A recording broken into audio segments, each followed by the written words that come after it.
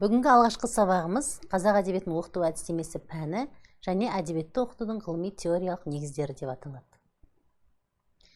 Сабақтың жоспары: әдебиетті оқыту әдістемесінің өзіндік ерекшеліктері, әдебиет пәнін оқытуда мұғалімнің міндеттері, әдеби білім кезеңдері және әдеби білім кезеңдеріне сәйкес білім мазмұнының жіктелісі. Әдебиетті оқыту әдістемесінің ғылыми пән ретіндегі мазмұнның негіздерін анықтау аса қажет емес. Басқа пәндерді оқыту әдістемелері сияқты қазақ әдебиетін оқыту әдістемесі де белгілі бір жүйеге негізделіп дамиды. Осы орайда әдістемеліктің бай мазмұны мен оның сан түрлілігін ашатын пікірлердің де әр алуан екендігін айту қажеттігі туындайды. Әдебиет әдістемесі педагогикалық ғылымдардың саласына жататын ғылыми пән. Мұның қамтитын объектісі, қарастыратын мәселелері, мектепті әдебиетті оқыту сабақтары кезінде мұғалім мен оқушылардың өзара қарым-қатынасы болып табылады. Ол педагогика ғылымы теориясының жалпы қағида ережелеріне сүйенеді. Бірақ әдебиет әдістемесі педагогика сияқты мектеп, оқу тәрбие мәселелерін тұтас алып қарастырмай, тек көркем әдебиетті оқып үйрену негізінде оқушыларға берілетін білім мен тәрбие мәселелерін ғана өз шеңберінде алып баяндайды деп жазды көрнекті әдіскер ғалым Көшімбаев. Бұдан әдебиет әдістемесі ғылымы мен жалпы педагогика ғылымының өзара байланыста болатынын көреміз. Әдістемеліктің қолданбалы ғылым екендігін және ол жалпы дидактиканы негізге ала отырып алуан түрге ене алатынын көрнекті педагог Жүсіпбек Аймауытұлы айқындап айтқан. Жүсіпбек Аймауытұлы жалпы дидактика барлық пәндерге тиісті оқытудың жалпы заңдары, жолдары, оқытуға қатысты мәселелер туралы сөз ететіні, ал жеке әдістемелік дидактиканың жалпы ережелерін тек пәндерді оқытқанда қалай жинастыру, қандай әдіс қолдану туралы баяндайтынын айтады. Жүсіпбек Аймауытұлы сабақ беру үйреншікті жай шеберлік еместігін, ол үнемі жетілдіруді қажет ететінін, үнемі жаңалық табатын өнер деп бағалайды. Қазақ тілін, әдебиетін оқыту әдістемесі ғылымының тарихында Ахмет Байтұрсынұлының көшбасшы болғаны белгілі. Ахмет Байтұрсынұлының оқудың негізі білімді өз бетінше алу екенін айтқан пікірлері әлі күнге дейін өзінің мәнін жойған жоқ. Ол педагогиканың өзекті мәселесі болып отырған оқушының өз әрекетіндегі субъектілік қызметін арттыру міндетіне сай келеді. Ғалым өзінің 1928 жылы Қызылорда қаласында басылып шыққан тіл жұмсар атты әдістемелік еңбегінде бала білімді тәжірибе арқылы өздігінен алу керек. Мұғалімнің міндеті, қызметі өздігінен алатын білімнің ұзақ жол үшін балаға жұмысты әліне шағындап беру мен бетін белгіленген мақсатқа қарай түзеп отыру деп жазды Ахмет Байтұрсынұлының бұл ойы бүгінгі қазақ әдебиеті әдістемесінің де негізіне жатады деуге болады. Баланың білімді өздігінен алатын жолдарын анықтау әдістеменің басты міндеті мен қызметі екені сөзсіз. Бұл мәселелер Ахмет Байтұрсынұлының баяншы, алиф ба астары сияқты жекеленген әдістемелік еңбектерінде де айтылған. Әдіскер ғалым ретінде Ахмет Байтұрсынұлы бастаған істі әрі қарай дамытушылардың бірі Мағжан Жұмабаев баланы әдебиетпен таныстыруға аса үлкен мән берген.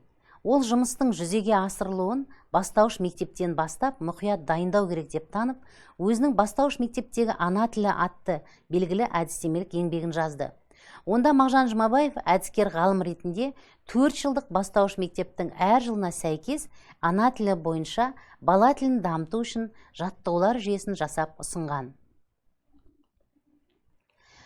Аса көрнекті әдіскер ғалым Мария Рыбникова әдістеме дегеніміз уақытты үнемдей білу, оқушы үшін жігерін ақылмен жұмсау, оқу материалынан негізгі және басты мәселелерді таба білу. Сыныптың еңбегін ұйымдастыру шеберлігі, оқушылардың әртүрлі жеке әрекеттеріне ықпал етуді алдын ала ұйымдастыру деп әдістеме ғылымына анықтама береді. Әдістеменің жалпы құрылымы жайында Голубков былай дейді: қай пән бойынша болмасын, барлық әдістеме оқытушы жұмысының ұсынымдарын, болмысын, барлық материалдарын және әдістерін құрастырумен өзара ұқсас. Сондай-ақ олар не үшін, нені және қалай деген 3 негізгі сұрақтарға жауап береді. Қазақ әдебиетінің оқыту әдістемесінің қамтитын аймағы мектептегі әдебиет пәні сабақтары мен әдебиетке байланысты сыныптан тыс, мектептен тыс жұмыстар және базистік оқу жоспарының инвариантты бөлігінен берілетін таңдау курстарында жүргізілетін әдебиет сабақтарында мұғалім мен оқушының оқу тәрбиесінде өзара қарым-қатынасы болып табылады. Сөз өнерін, көркем әдебиеттің өзін әдебиет тарихы мен әдебиет тану ғылымында белгілі дәрежеде оқып үйрену негізінде оқушыларға әдеби білім, адамгершілік, ізгілік, имандылық, тәрбие беру мен білім-білік дағдыларын қалыптастыру заңдылықтарын ашу оның қарастыратын басты мәселесі. Әдебиет пәні жеке тұлғаның, адамның рухани әлемін, оның адамгершілігін, ойлауын, көңіл-күй сезімін, тілін, шығармашылық әрекет бастауларын қалыптастыруда ерекше орын алады. Әдебиет пәнін оқытуда мұғалімнің міндеттері. Әдебиет әдістемесінің мазмұнын белгілеудегі басты мәселелердің біріне мұғалімнің әдебиет пәнін оқытуда қолданатын әдіс амалдары, тәсілдері жатады. Әр сабақтың өзіне тән мақсаты, тақырыбы, әдіс тәсілдері, мақсаты, құрал жабдықтары, құрылысы, сабақтың жүйесі, мазмұны жатады. Әдебиет әдістемесінің негізгі міндеті жалпы білім беретін орта мектептердегі әдеби білім бағдарламасы екі кезеңге бағытталған. Әдеби білім кезеңдері мұғалім жұмысының әдістері мен тәсілдерін ұстанымдық жолмен негіздеп беру, 5-9 сыныптарға арналған және 10-11 сыныптарға арналған. Давыдовтың дамыта оқыту теориясы еңбегінде жетекші қызмет термині қолданылады. Ол баланың психикалық даму кезеңінде негізгі өзгерістерді көрсетеді.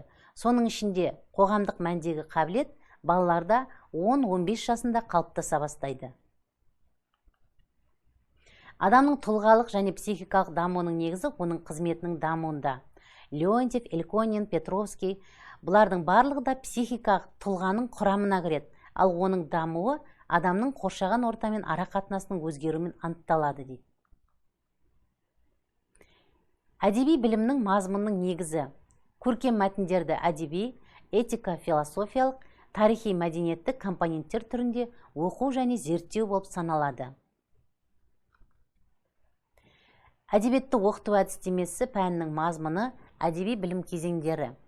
Бастауыш сыныптарда мәтінді жүргізіп оқу, мәнерлеп оқудың алғашқы дағды, машығы және көркем шығарманы түсініп оқу, ішінара элементтік талдаулар.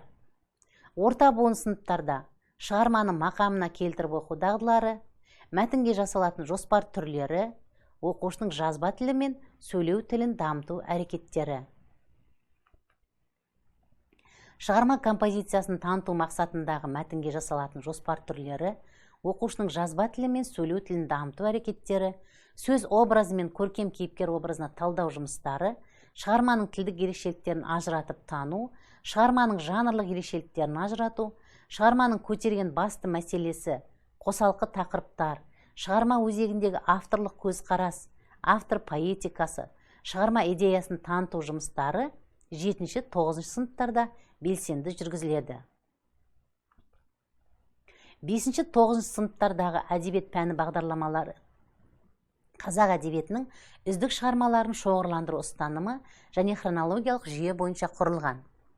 Сөйлеу мәдениеті, ойлау мәдениеті, эмоционалдық қайырымдылық, ал авторға көркем шығарма кейіпкеріне эмпатиялық қарым-қатынас, өз басынан кешкендей сезіну қабілеттері, қаламгердің өмірбаяндық деректері, әдеби теориялық білім мен әдебиеттің тарихи курсын оқуға даярлық, өмірбаяндық деректер оқылатын мәтін мазмұнын ашуға қызмет жасайды.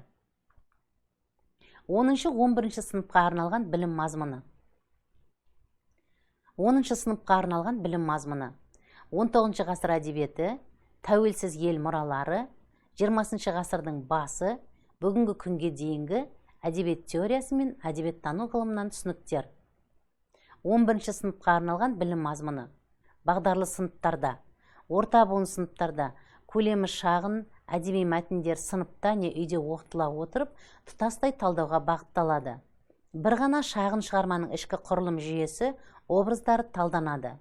10-11 сыныптарда шығарманы мүмкіндігінше тұтастай оқыту көзделген. Әдеби талдау жоғары сыныптарда да жүзеге асырылады. Қаламгердің белгілі бір әдеби жанрдағы ерекшелігі. Ал, құрметті тыңдарман, біздің сонымен бүгінгі қазақ әдебиетін оқыту әдістемесі пәні бойынша дәрісіміз аяқталды.